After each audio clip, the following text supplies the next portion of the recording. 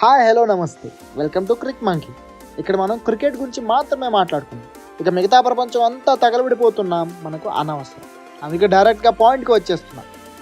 IPL points టేబుల్లో టాపర్గా ఉన్న Rajasthan Royals ఎలాగైనా కనీసం టాప్ 4లో ప్లేస్ పట్టాలనుకుంటున్న ముంబై ఇండియన్స్. ఈ రెండు జట్ల మధ్య ఈరోజు మ్యాచ్ జరగబోతోంది.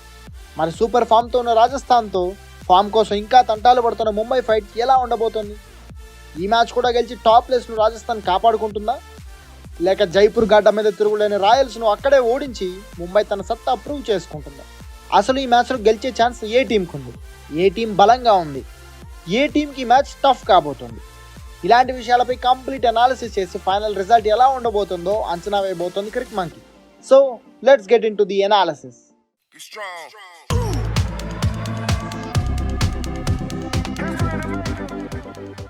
ఇప్పటివరకు మనం చూసిన ఐపీఎల్ మ్యాచ్లో బెస్ట్ బౌలర్ ఎవరంటే ఎలాంటి డౌట్ లేకుండా జస్ప్రీత్ బూమ్రా పేరు చెప్తాం. అలాగే బెస్ట్ బ్యాటర్ ఎవరు అంటే వెంటనే జాస్ బట్లర్ అని తక్కువ చెప్పేస్తాం. మరి వీళ్ళిద్దరి మధ్య ఫైట్ అంటే ఆ థ్రిల్లే వేరు కదా. అందుకే ఈ మ్యాచ్కి అంత క్రేజ్. మనకెందుకు ఆలస్యం, ఎప్పటిలాగే ఒక్కో డిపార్ట్మెంట్లో బలంగా ఉన్న టీంకి ఒక్కో పాయింట్ ఇస్తూ ఫైనల్గా టాప్ పాయింట్స్ ఆధారంగా విన్నర్ను ప్రెడిక్ట్ చేద్దాం. Let's go. ముందుగా ఈ రెండు మెయిన్ స్ట్రెంత్ అంతా వాళ్ళ బ్యాటింగ్. అయితే బట్లర్ సూపర్ ఫామ్లో ఉండడం రాజస్థాన్కు బాగా కలిసి వస్తుంది.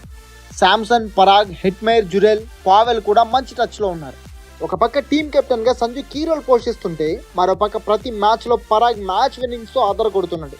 సూపర్ కన్సిస్టెన్సీతో T20 వరల్డ్ కప్ టీంలో సైతం ప్లేస్ కొట్టేసేలా ఉన్న యస్సాం కురాడే ఈ మ్యాచ్లో కూడా రాజస్థాన్కు చాలా ఇంపార్టెంట్ కాబోతున్నాడు. కానీ వీళ్ళ స్టార్ ఓపెనర్ యశస్వి జైస్వాల్ చాలా చెత్త ఫామ్లో ఉండడం రాజస్థాన్కు పెద్ద తలనొప్పిగా మారింది. ఒకవేళ ముంబైతో మ్యాచ్లో జైస్వాల్ కూడా ఫామ్ అందుకుంటే ఈ టీంకు ఎదురు ఉండదు. ఇక ముంబై బ్యాటింగ్ గురించి మాట్లాడుకుంటే ఇషాన్ కిషన్, రోహిత్ శర్మ ఇద్దరు ఈ టీంకు మంచి ఓపెనింగ్ అందిస్తున్నారు. సూర్యకుమార్ ఇంకా పూర్తి ఫామ్ అందుకోలేదు, కానీ దాదాపు ఫామ్లోకి వచ్చేసినట్టే కనిపిస్తున్నాడు. తిలక్ వర్మ, టిమ్ డేవిడ్ కూడా బాగానే ఆడుతున్నారు. షెపర్డ్ కూడా ఛాన్స్ దొరికినప్పుడు ఆడుతూ పర్వాలేదు అనిపిస్తున్నాడు. ఈ టీం బ్యాటింగ్లో పెద్ద మైనస్ ఎవరైనా ఉన్నారంటే అది కెప్టెన్ హార్దిక్ పాండ్యా. బంతిని సరిగ్గా జడ్జ్ చేయడానికి ఇబ్బంది పడుతున్నట్టు కనిపిస్తున్నాడు ముంబై కెప్టెన్. పాండ్యా ఫామ్లో లేకపోవడం ముంబైని బాగా తిప్పలు పెడుతున్న మాట మాత్రం నిజం.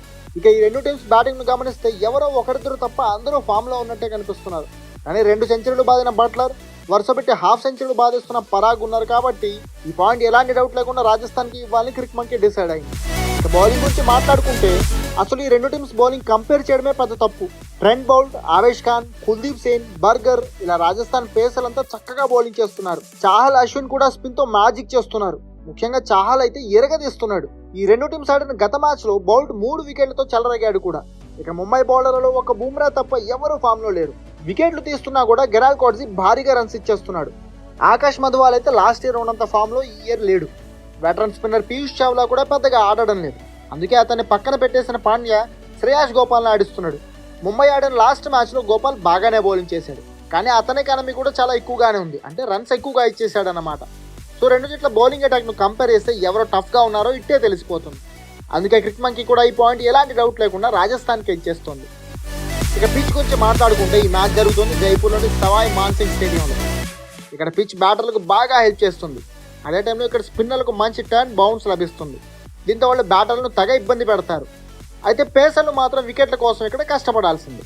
పిచ్ క్యూరేటర్ల మాటలు వింటే ఇక్కడ స్పిన్నర్లు చాలా కీలకమని తెలుస్తుంది.